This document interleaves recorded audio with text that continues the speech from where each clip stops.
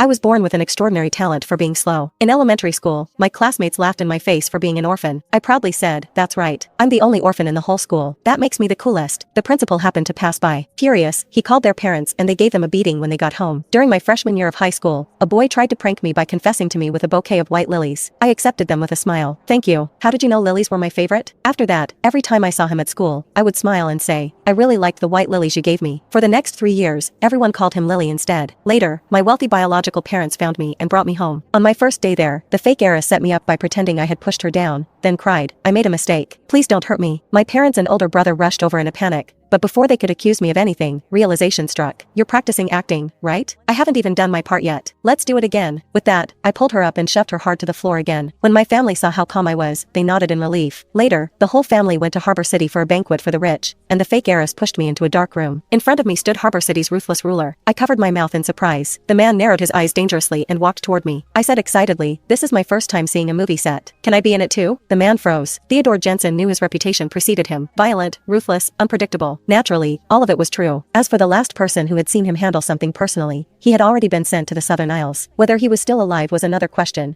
but he was definitely missing a few organs. He pointed at the door behind him. "The door isn't locked. You can leave." Of course, he was lying to me. If I turned and left, it would prove everything I had done earlier was an act. The moment I turned and took one step away, his bodyguards would run out from the corner and restrain me. But after waiting a few seconds, he saw that I not only stayed where I was. I walked farther into the room instead and crouched in front of the injured man. I poked him. "So this is imitation blood? It looks so real." The man on the floor coughed up blood and rasped, "Help, help me." I stared at him in silence, then turned to look at the man behind me. What line am I supposed to say here? Should I say, yes or no? Theodore's brow seemed to raise slightly as he snapped his fingers. 2 men in black suddenly walked out from the corner. They then stuffed the man on the floor into a sack and carried him out. While they were doing that, I walked around the room, looking for cameras. After the man was carried out, the door closed again. Theodore sat down in a chair not far away. He asked, "Your name?" I paused for a moment, then immediately brought my legs together. I raised my head and straightened my back before in a loud, clear voice, "My name is Rebecca Lane. My strengths are that I'm hardworking and can handle hardship. No matter what role it is, I'm confident I can do it well. Please give me a chance, director." The corner of Theodore's mouth twitched. "So," he said, "that scene just now, it was confidential footage. You are not allowed to reveal it to anyone." I nodded seriously. "I promise I'll keep it a secret." After that, he waved for me to leave. My mood sank instantly. Looks like I did not pass the audition. After leaving the room, I walked toward the banquet hall. With just a glance, I saw Nora chatting excitedly with the guests. So, I walked over and patted her shoulder. When she turned and saw me, she jumped in fright and cried out, "You're okay?" I sighed in front of Nora. "You went through all that trouble to get me this chance. But too bad I didn't make the cut." Nora's mouth twitched. She had no idea what I was talking about. She had paid a steep price to learn that Theodore was dealing with a traitor in that room. Anyone who stumbled onto a scene like that would either be silenced for good or sent somewhere far away, never to return home to